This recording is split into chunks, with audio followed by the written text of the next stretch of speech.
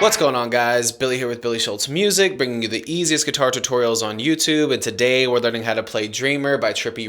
If you're new here, click that subscribe button and the notification bell, that way you never miss a new tutorial or I'll jackhammer your soul out of your body. Also, I'm giving away a free brand new acoustic guitar along with a bunch of other guitar related prizes, so if you want some free stuff, stick around to the end of the video. I get into all the giveaway stuff there, but for now, let's jump into it. This is how you play it.